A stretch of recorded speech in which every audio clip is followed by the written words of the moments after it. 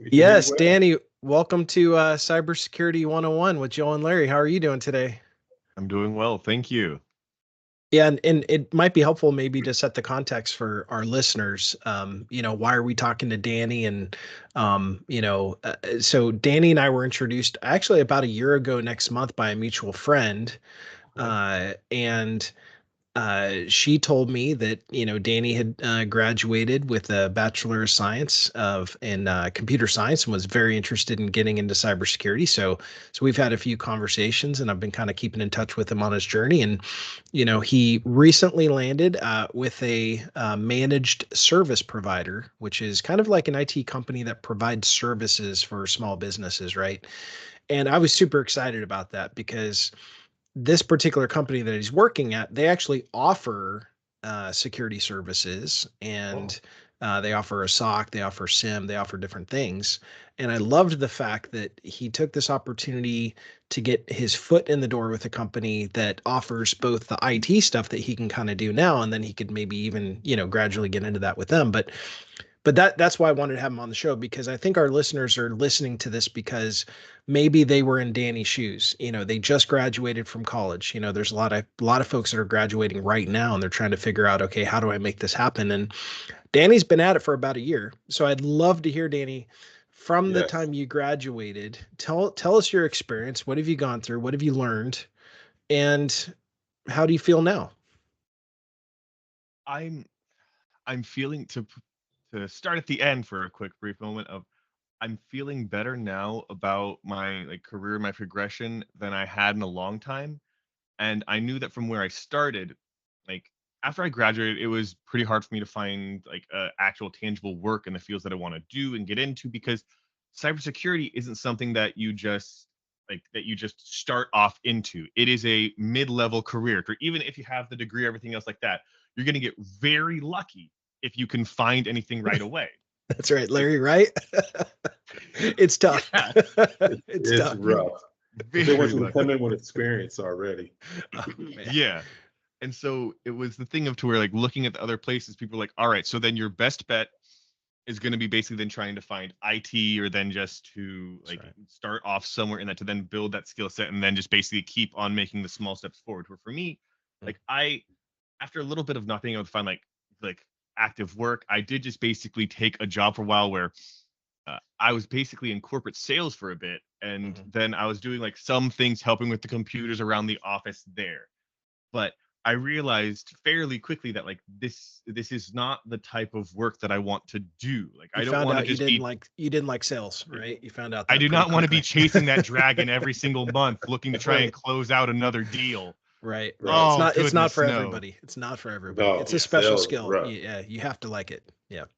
Yeah. And then from there I branched into and I found basically a part-time work where I was at a school district being Mhm. like something that like technically didn't even have like an educational requirement or anything like that, but I was still around and helping take care of and manage these computers to then basically Mm. be able to have something that I can then say and look at and then work on that skill set. And then from there, I was there for about like maybe an entire school year and some change, then work out and trying to do that and then finding other tasks and small things.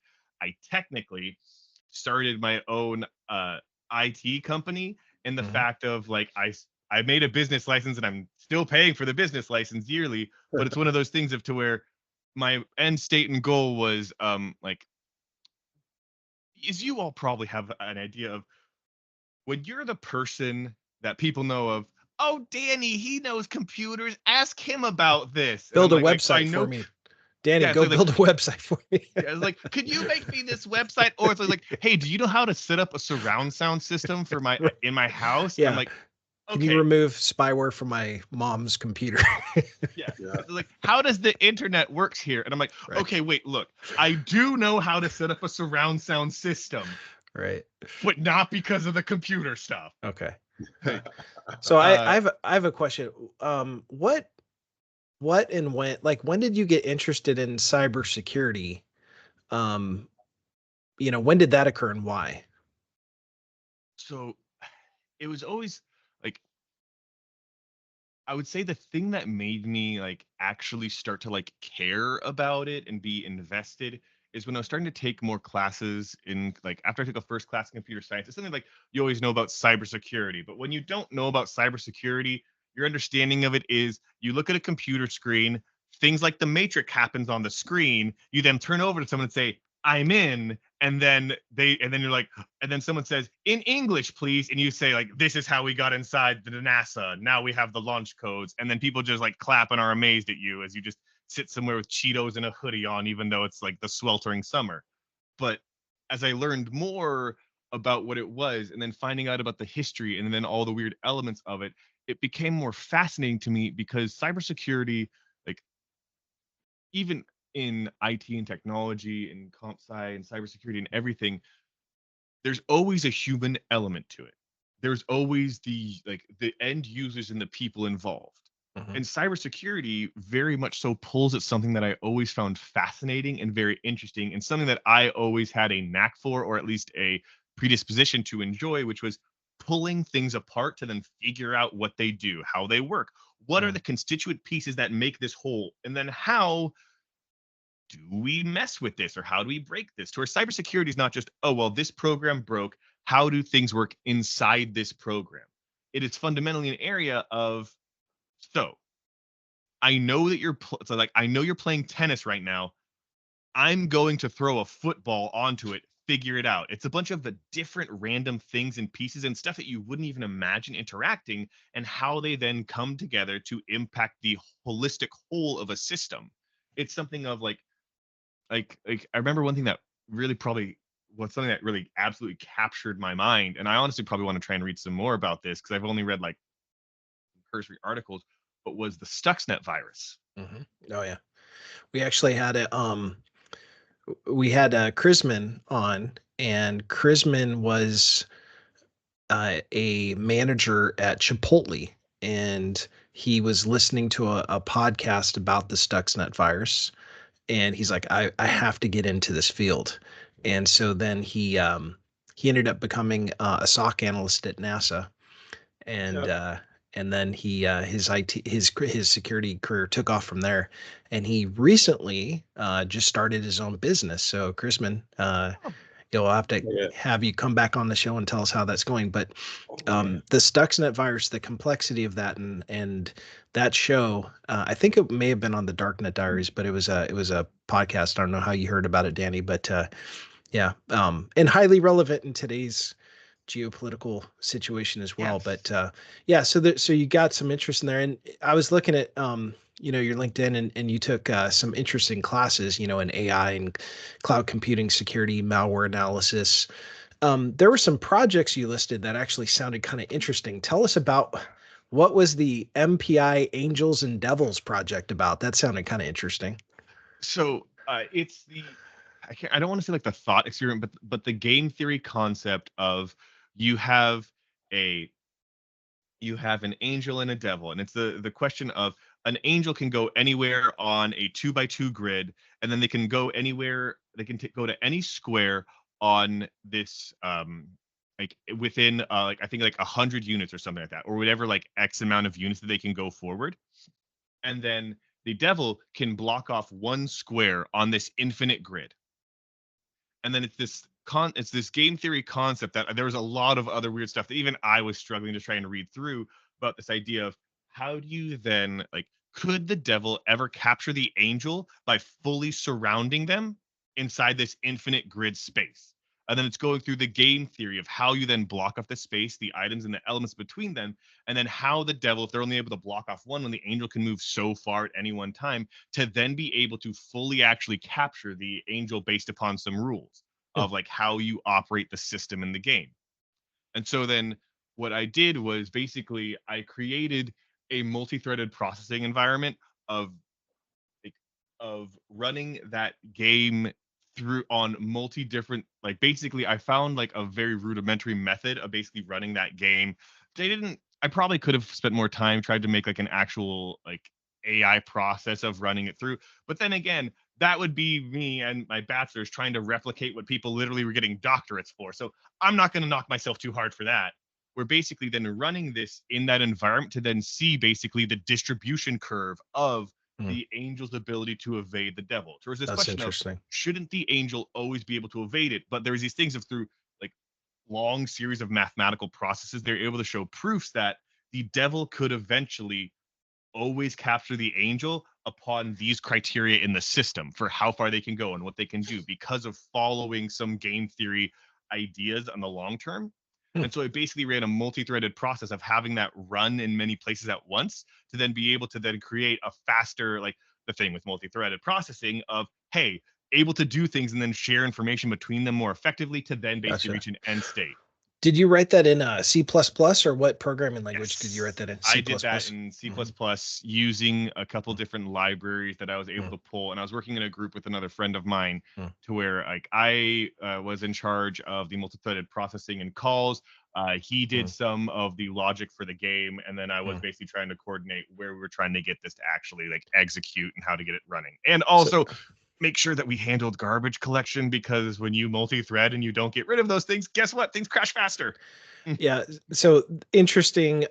There's a bit of a, I don't know if it's a controversy, but it's a disruptive conversation around memory management in C and C++, where essentially top organizations like Microsoft, specifically Mark Rusinovich, if you follow him on X, he's essentially saying that they're not using that language anymore. They're using like Rust and Go and different things that protect the memory to really get ahead of, I think, cybersecurity issues. So when I read that, I thought, I wonder how many years it'll take colleges to understand that large organizations don't want to use that language anymore. But I guess, colleges are good in teaching theory so that the student can at least learn a new language if they get out. So it almost doesn't really matter what language you learn, because everything's going to change anyway. It's just you need the ability to adapt and learn, become a lifelong learner. Now, you took the Network Plus, Security Plus. Are you currently studying for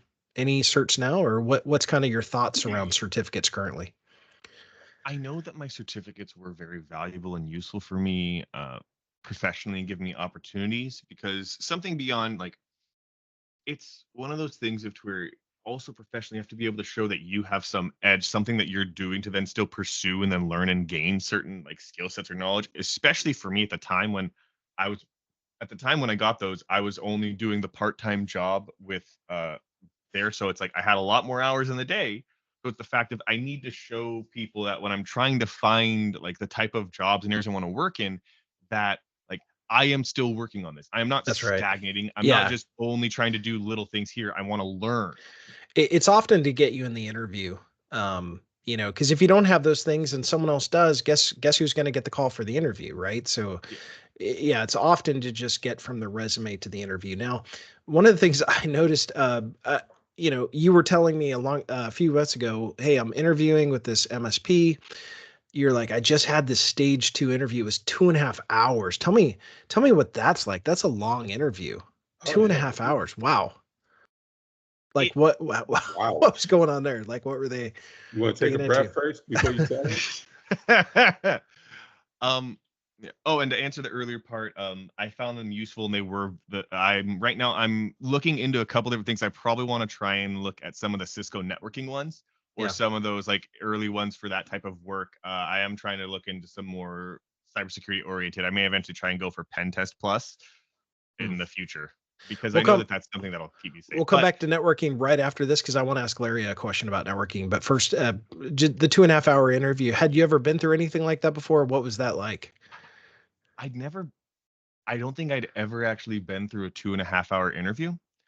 I have like an hour long, like an hour and change level of interviews, to where this one is interesting because I was actually on like a lunch break from my usual from my job at the time, where I was working Right. for a city government on a short-term contract, that I came, like rushed home for lunch, took the interview for about an hour, and like, all right, we still want to meet and talk with you later. So when are you done? You're done at like 5. Okay. So then you can come back and then here. Then I go for like an hour and 15 there, come back and then do another 45 minutes or so after the fact. And it was something of where like the company that I'm at is relatively small, around 20 people or so right now. And to where for the interview process, and I found this out after I've been working there for a month now, that they have predominantly been like pretty small, and this is the first time they've actually hired in like 2 years. Okay, so they were being very careful. Okay. Now, Yeah. were the questions technical or were they getting to know you? Were they scenario based? What were they throwing at you? A mix of all three, actually. So the first part of it all was a sense of like, we want to try and get a sense of you, how you are, who you are. Because especially as I've recognized, especially when you are a smaller team and organization, being able to have cohesion between people, like you're saying earlier about like teams and sports and stuff, like it's so critical. If you only have like 5 people on a team at any one time, synergy and people's cooperation Mhm. carries so much more weight than people Mm. I feel like at times give it equal, like fair credit to. Mm. Like it's something to where like, look, this guy may be like these people may be 120, 130, 140 at this skill set, 100% at Mhm. this, but this guy's only like 80. But he allows everyone else to be 140, 120, 130. Like he may not be the best, but they allow everyone else to Yeah. be beyond what we need them to be. So it's like them, it's like, sure, we could have a lot of people at this skill set, like at 100%, but they make them better. And people being able to work together carries so much more weight, especially on smaller groups, that they wanted to tech and see just like, hey, does he seem like a solid person? Which hopefully, me being there for a month now and them hiring me, they still say yes to that. Right. Um, Right. Yeah, but then, yeah, that's funny because I was thinking of the opposite's also true. If you get uh Larry, who was the wide receiver that all the teams, did not want on the team? Like he was amazing, like one of the best receivers of all time. Terrell Owens. Yeah. So I thought it was. I just didn't want to, blow yeah, that. I But mean, you can that's a get good example of someone who's incredibly talented, but not a team player, right? yeah, and being a part of a team, everyone has their roles, but when you're on a smaller team, Mm. the most important thing is fitting in with the team. I think that's like a very, Mm. very important part of fitting into the absolutely. team and gelling with the team so the team can grow. So Danny, That's you very, think very they were trying to fill you out for a lot of that. And then I so like there's three questions, can you do the job? Um, technical. that's technical. Can you do it, right? Will you love the job? Is this your passion, or are you really just kind of getting in here to then slip into a management? Like, what's your objective, right? What's your goals, right? So there's questions about that. And then the other one is, are you a cultural fit? Can we work with you, or is this guy kind of a, right? So, so those are typically three. Now, did you see any additional angles that where they were coming from for their questions, or yes, did everything kind of fit into those? for the most part, it was kind of around theirs. It was even like a technical fit, but one thing they wanted to like kind of get a sense of as well was beyond just someone's technical skill, because in a lot of ways, technical skill can be developed, can be honed, and then it's how someone's receptiveness to learning is. Like, Mm. thankfully, with me and my educational experience, the biggest thing they focused on, like you were talking before about C++ or things like that. My school, when we asked them, they're like, no, we're teaching you on the hardest language because everything else you work with is going to make your life so much easier. They're going to be like, why didn't we always have this? And then when you do, you'll understand why, but you can also understand why something works that way to make things work better. But they also are trying to figure out like what my base theory and understanding of processes was. To where it was questions about like they asked me your scenario questions, like you said before, about like, hey, this, and this. It's like their internet is not working. Run through this circumstance with me. What would you ask me? How would you go through this process to then work with me to figure out how my internet is or is not working? Because they wanted to Mm. see how did you process the situation? How Mm. did you interact with the person, the customer? What did Mhm. you say? How are you looking at it? How did you then solve the problem? Mm. Now, just curious, did you tell them that your ambition is to get into cyber eventually? Did that come up in the conversation? Because I know that company does have some cyber stuff, right? Yes. And that is one of the things that they were really like that they kind of that they were curious about and wanted to know about. And I said that, and they're like, well, that is good because one thing that they're kind of looking at is they only currently have one system admin there, and he Mm. doesn't really have any support or help there. So it's just him. Oh, So then they were looking to basically like they want to eventually be able to have someone able to help him. So they said they're like, Mhm. we're kind of goodish right now Mhm. for our like on our help desk, Mm. but we could use a little bit of help here and a little bit of help here. To where my role is Mhm. technically is I'm like I'm a junior system admin as Mhm. well as an IT technician, where my role is like I help them, but I also take care of these things. So I'm looking at like our end web protection, our systems going through processes to basically help alleviate some load from both teams while still learning up and training on the like their Steam system or their stuff of like how do we integrate or deal with this, or how do we take care of X problems, to where that was something that came up and they were like receptive to that, because that was something that they were kind of looking to have someone have some capacity. And they're like, they didn't expect me to have a full, comprehensive, complete knowledge and years of experience with it, but for the fact of, you know, something though, right? Mhm. And Mhm. that's what I was Yeah. able to show and prove. Mhm. So hey, Daniel, I mean, I won't, but Either's fine, honestly. but see, I blue screened on a couple of those questions. I knew, when you know that I have the answers here, but I'm more technical. So if you ask me to show you, I can sit on the computer and show you. But to explain sometimes when you get those technical questions, I sit there, I blue screen, and then I sit there, I know this. Like, oh my gosh, I feel so Mhm. bad afterwards because it's something you probably do basically every day, like in a working environment. So I was just listening to that when talking through the scenarios, because I've done that, and how you explain to to the client, which can be if you're working for a school, it's a student, or somebody in administration or something. So yeah, I blue screen a few times on it, So, just blanked Oh, out like, oh. absolutely. so I want to get back to the networking. So, the reason I want to get back to networking is, Larry, you got an associate's in networking. That's part of what you studied. How much of that is actually helping you if you think through your day-to-day SOC responsibilities, triaging? Um, could you have done that job without it? No, not at all. Because Right. now, understanding the IP addresses, where things come from and stuff Mhm. like that, and Yeah. how the whole networking part come, just the whole function. I feel very blessed. When I first met Joe, um, and we were talking, and I said, "Well, hey, I'm starting school from scratch, from A plus," and he was like, "Good, like Yeah. that's That's right. that's where you start at." So, Yeah. and that's just like in his sports, like I don't know 3-point about stance. volleyball, but I know in football, the first thing you learn is your stance and Yep. how to stand. So that's Yeah. I went through the whole process. So that Yeah. was I mean, I'm so proud of you, Larry, because I think it was last Friday, and you saw an alert come in, and I mean, do you want to tell Danny about it, the ISP thing? I thought that was so cool, and I was like, yeah, that really validated all the networking studying that you had done. I don't think someone could have spotted that if they didn't have the networking study, that all that time that you put in, right? right. Yeah, it was pretty cool. But Danny, it's like playing it. That was like actually a game for me. I told Joe afterwards, and I don't even smoke cigarettes, but I said I could smoke a pack of cigarettes right there. It was like game time right there. What do you do? We had an alert that came where it was a malice IP address, but he had a VPN that actually said he was here in the US. So I'm looking, I'm like, well, what? So, the tools that we're using, looking through them. So I said, okay, let me look at the ISP. Looked at the ISP, is from Russia.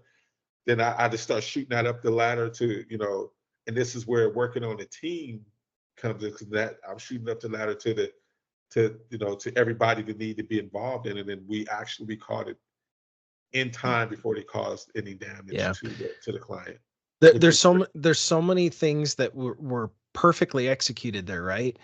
Like, you saw the alert. You didn't just kind of close it. You didn't just kind of look at it and go, oh, it's probably fine. You did that deeper investigation. You found it's Russia, and then you didn't stop there. You brought in a team member, right? And that gets back to the Yep. sports background. I think that really helps, right? Like, being able to communicate on a team, that's huge. That's so big, and that's part of one of the reasons why we ask all those questions during interviews. Is this person going to be a team player? Are they going to try to do everything themselves? And yeah, that's such an awesome story, man. I could have smoked. I don't smoke, but I could have smoked a pack Yeah. of cigarettes that moment. Oh my gosh. Um, It's those are some of the best moments when you're able to go through something and you're just like, just look at something, just like, I know this, and or just something sitting there, and you're just like, something in my heart of hearts is screaming at me that something is off here. I don't know what Exactly. it Yeah. is, and Yeah. I need to solve that problem, or else this is just gonna bug me, and I'm just gonna just sit at night, just be like, what was it for so Yeah. long that when you do find that little thread you're able to pull at, you're just like, oh, I feel amazing right now. Yeah.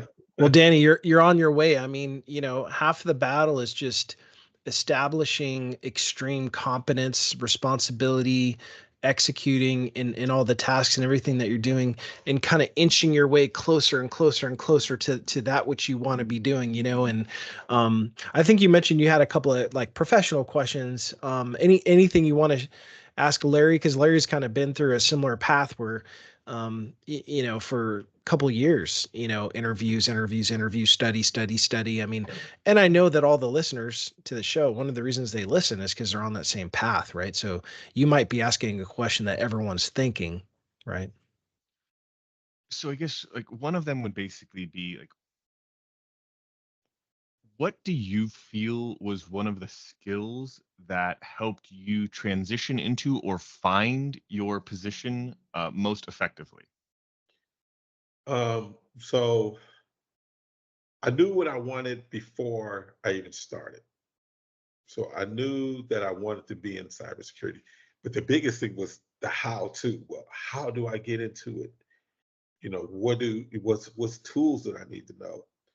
So I was blessed. I met Joe, and he was like, "Hey, man, you got to start from here." I couldn't just start right here. I had to start from the beginning, and I went through that long, dark road, and it was dark sometimes. Sometimes I wanted to give up. I'm not telling, it was just perseverance, and then my faith in the Lord just got me through uh, and helped me, persevere through all that. And then just last year, so this was my last year. This is what it was.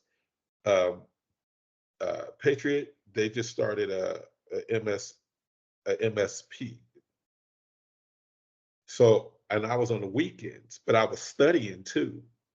And I was working full time, 50 hours a week and studying and then working on the weekends for Patriot. So that was my whole last year.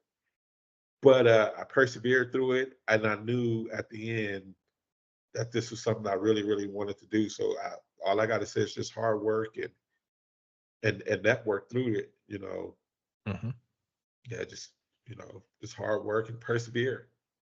You mentioned you were studying. Is there anything in particular you were studying or look at? Like, what would be something that you would recommend for people that are like starting off or working on to then be able to find a transition that into career progression or into work? Um, I went through my school was my computer career, but I suggest if you really, really, really want to kind of dip your toes in a little bit, KQ7. That might be a little bit difficult because it's a Microsoft language, but KC7. Yeah. yeah, KC7. Yeah. KC7,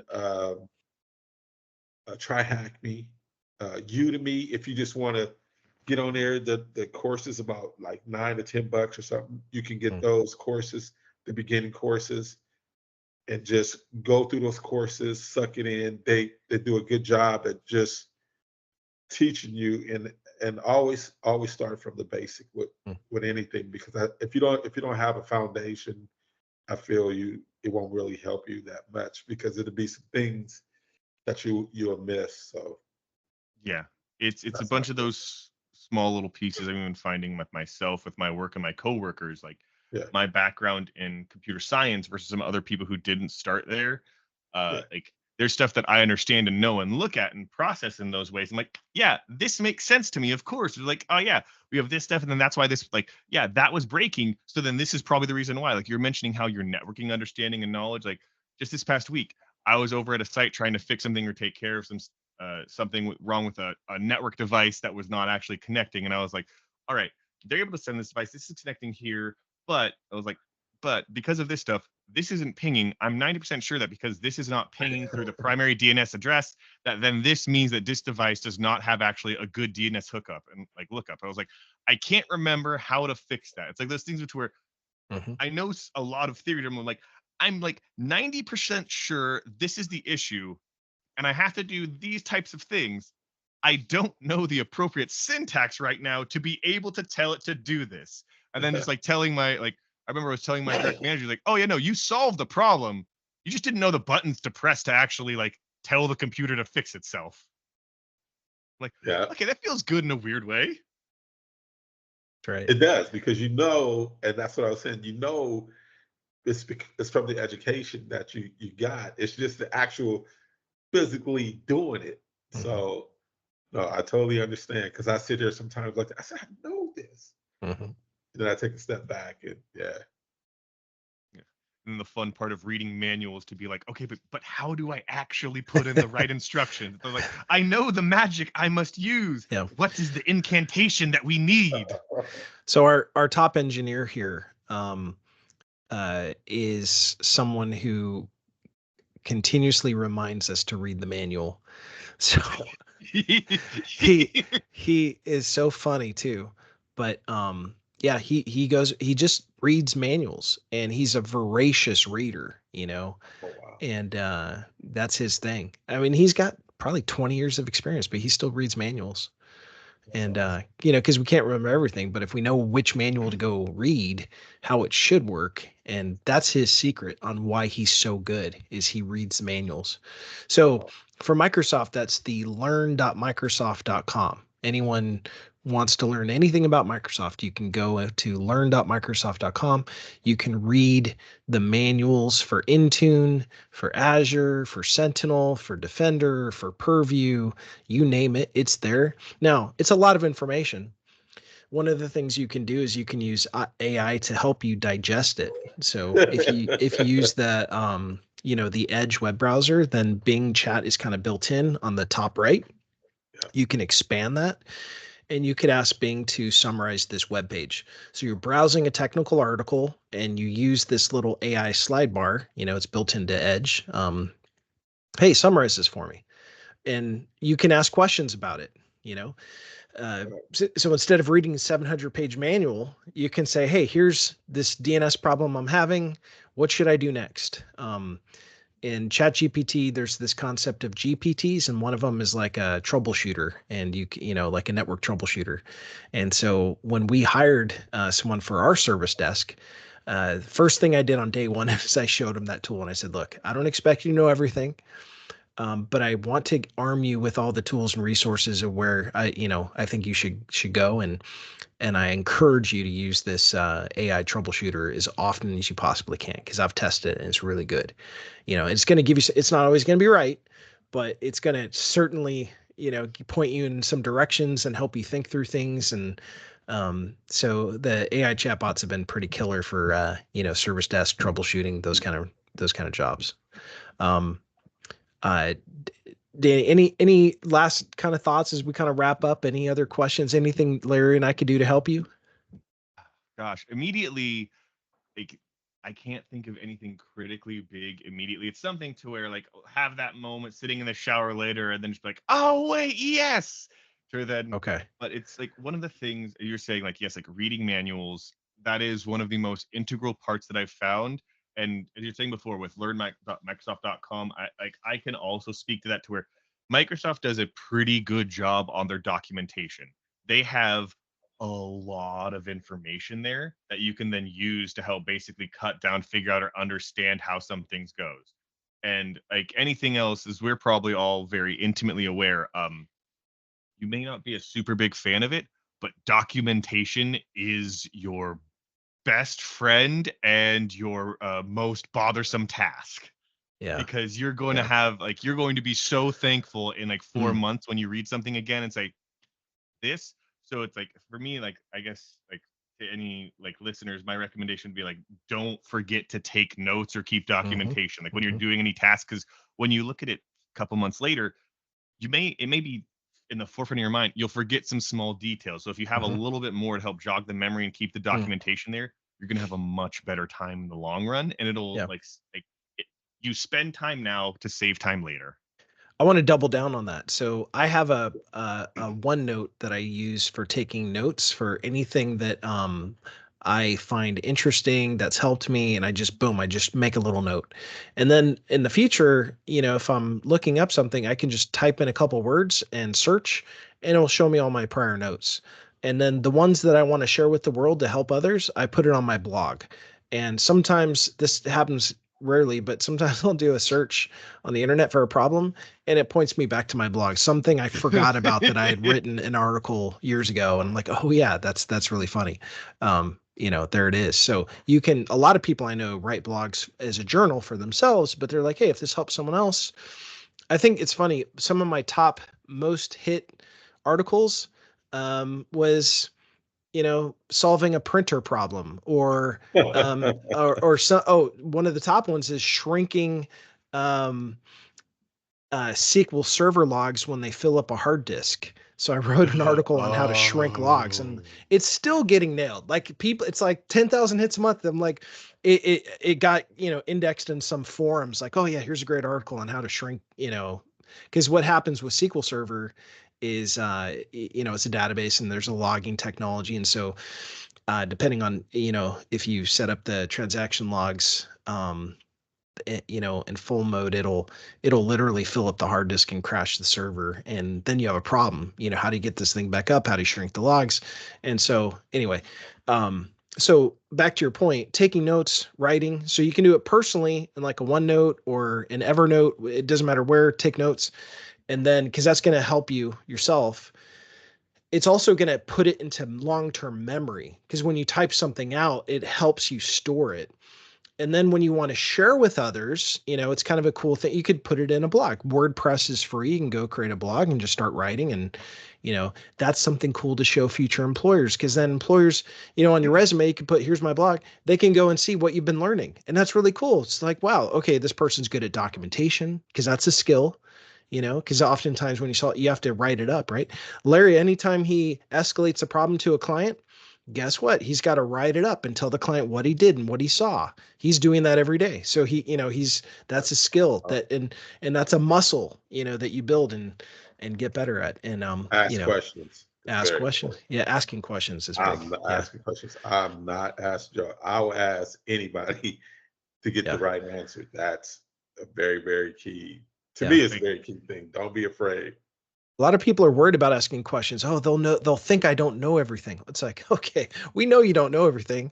I'm more worried about if you don't ask the question, because then like everyone suffers at that point. The client suffers, everyone suffers. But when you ask questions, it's like, especially if you work with people that love sharing knowledge, if you get on a team with people that like helping, mentoring, at Patriot, one of the key things we look for when we hire a consultant is, does this person like helping others? That's a value we look for.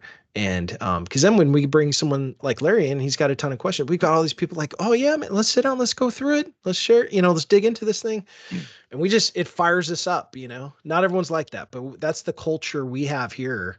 And then when we get a client, who has questions, we're like, oh yeah, let's go through it, step by step. And we love helping them. And, so that's a very specific thing we try to look for and hire for. The old proverb, better to ask a question and be a fool for 5 minutes than not ask a question and be a fool for a lifetime. Oh, that's good. I may steal that, Danny. That's good. Yeah. I like that. Awesome. Well, I see you got your Yeti mic there, and you're all set, right? Pro streamer. Do you do any streaming or anything? I have a little bit at times casually. It was one of those things where I finally eventually made when I pulled the trigger to actually get good headphones and something, it was getting headphones that were so good they no longer came with the rinky-dink little mic sitting there. So I was like, oh, I should get a real microphone as well. So just something that's simple and fun. Or oddly enough, some of the most use it's gotten for streaming is my dad has started streaming recently. Oh, that's cool. And he has to be like, what's this Twitch thing? How do you twitching? How'd you do that? And I was like, okay. And he was a volleyball coach for all his life. And then it was he would basically just wanted to stream him and some of his friends just watching volleyball matches, then giving commentary and telling old stories about it. So it was me just setting it up, getting everything together, and then letting him do that. Then it was him and a bunch of other people, or then some like technically Olympic athletes and former and current Olympic players from the national team that would just like talk and sit around. That sounds fascinating.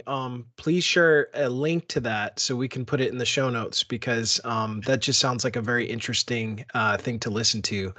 But so your dad coached volleyball, you played volleyball in high Yeah, school. exactly. Did you also play high school in college too? I played all throughout high school. I played a little bit at community college, but I didn't play when I went to 4 year. For me, it was mostly like I knew that if you're being a student athlete when you're playing in college, it's a very different animal than when Mm. you're in high school.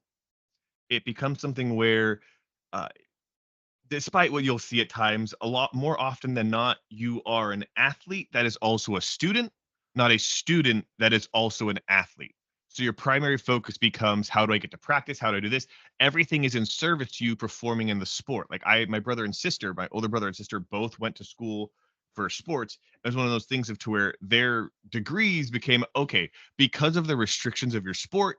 Unless you're very set on wanting to do something, they're basically like, here, you're going to get a business degree, a communications degree, like something where it has more flexibility and availability for you to be able to take it, not fail out of your classes or anything, to still be eligible.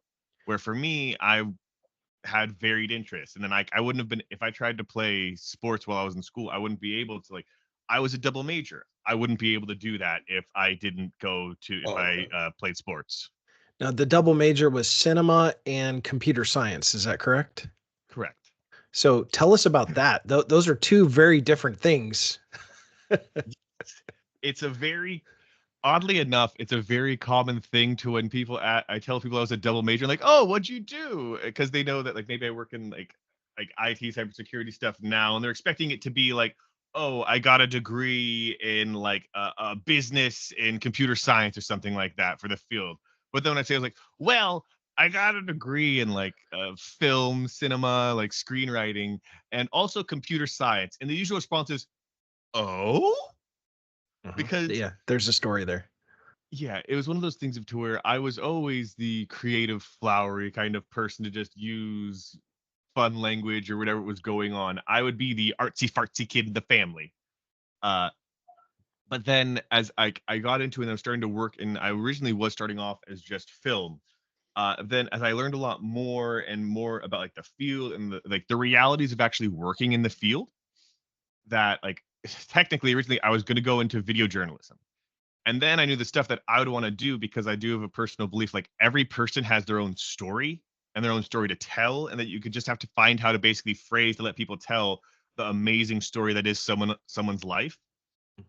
And then I realized the stuff that I would want to see and share and let people know about um, are the types of things where I just be like, okay, mom, I'm going off to Burundi. They're like, for the Civil War? I'm like, yep. My mother would drag me off that plane herself. She would not allow me to go into an active war zone. Like she's just Uh, like, mm-mm, no, As you do most not. good as most good moms, right? That's a Yeah. She's just like, maternal instinct to protect the kid. Oh, So, yeah. Danny, you seem like you would make an amazing podcast host. Have you ever done your own podcast or anything? I mean, just your interest in people and asking questions. I've actually with a friend of mine, um, who she's actually a software project manager in Chicago. I've actually talked about basically the potential of doing that, like looking into people's skill set, art. Like Mm, my focus for the idea of the podcast would have been basically people who do art as something of a hobby, less as a profession, and also the weird types of things people make. Because people make things in amazing ways and mm, fashions, but it's mm, just, how did you develop that? How did you learn your skill? What makes this matter to you? And then mm. how do you then practice these skills and art sets? Because there's a bunch of weird, beautiful stuff out there. And it's about basically just being like, what, why do you like this? Okay, I have some questions. So, when you picked the double major, what was your intention with film? Were you thinking about a career and combining that with computer science in some way, or was this personal enrichment for you and thinking about computer science as the job, or what, kind of what was going through your head?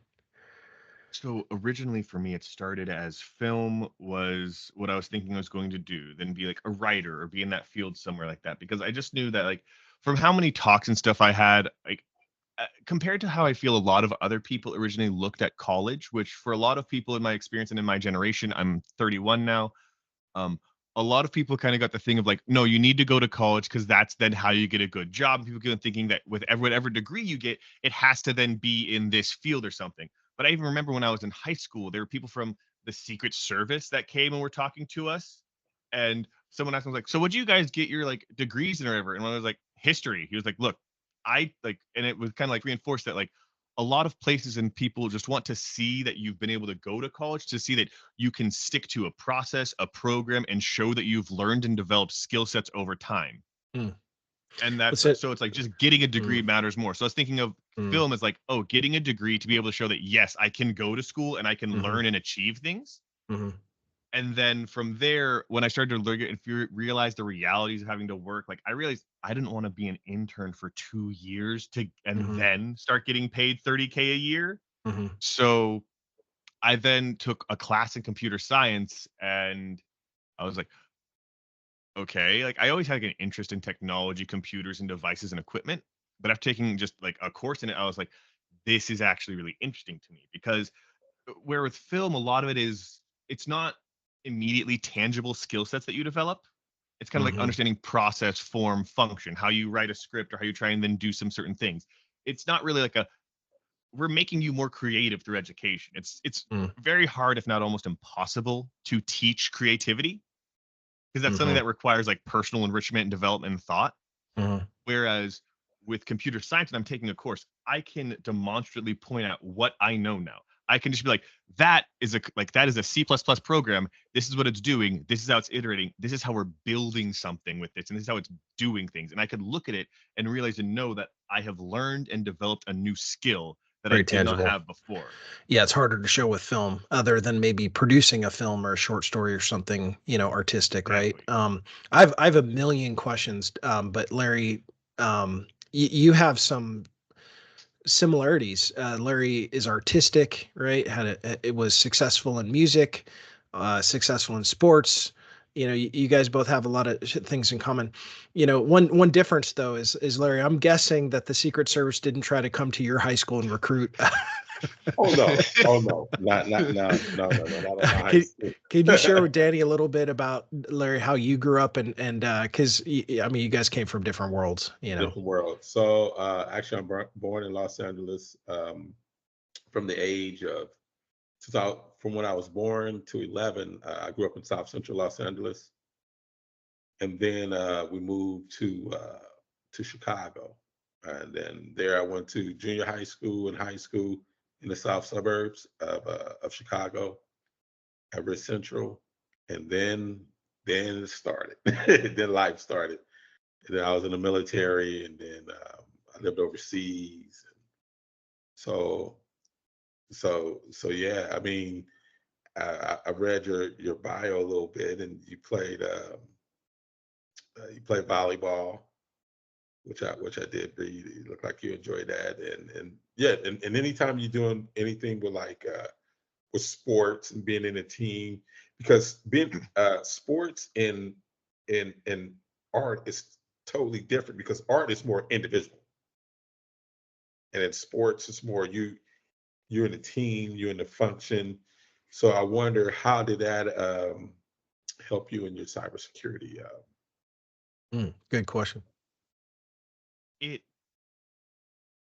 It's definitely something that for me, sports was something that I saw like it had a lot of, and even with my parents when they encouraged me to play sports, I saw a lot of the small tangible benefits that came through with the sports, to where like I played volleyball, and I don't know if you guys are too familiar with the sport, but like one of the things about volleyball in a lot of ways, it can be a very momentum based game, where it is possible to be down 20-5, where the games you win games by first to 25, and then you can still go on such a strong run and then build such a momentum that you're able to still that you are able to be down by 15 points and then still come back and win 25-23, because you just build that momentum towards a game that's very much, that in my experience, a lot of it can be built upon the energy of your team being able to build and maintain the momentum. And so one of those things that I know that I was good at, and why also I was probably the artsy kid, is in a lot of ways, as my family would describe it, I was a bit of a showman.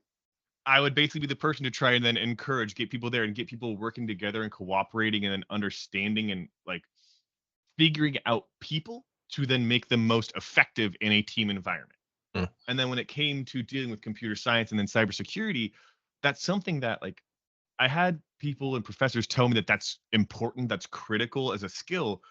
But as you all probably have experience with, the stereotype of the IT tech computer people being just antisocial or having poor social skills isn't entirely unfounded, but it's one of those things of to where like you're so thinking of just it's just me and the machine, whereas so much of it is actually it is me and the people interacting with the machine, because you are not an individual facing that challenge with the device, you are a collective dealing with something else, towards me talking with someone else who's a subject matter expert to then work together with them. And so sports gave me a good lens at being able to look at people because of even the differentiation of positions of you can do these things very well. I can do these things very well. We're only going to be as successful and effective as we can be if we can communicate and effectively work together as a unit to then achieve our end state and end goal. And that's the biggest thing sports got to me, is being able to look at someone to be able to identify where I may lack in a skill and where they are successful at something. And then how can we then work together to reach our goal?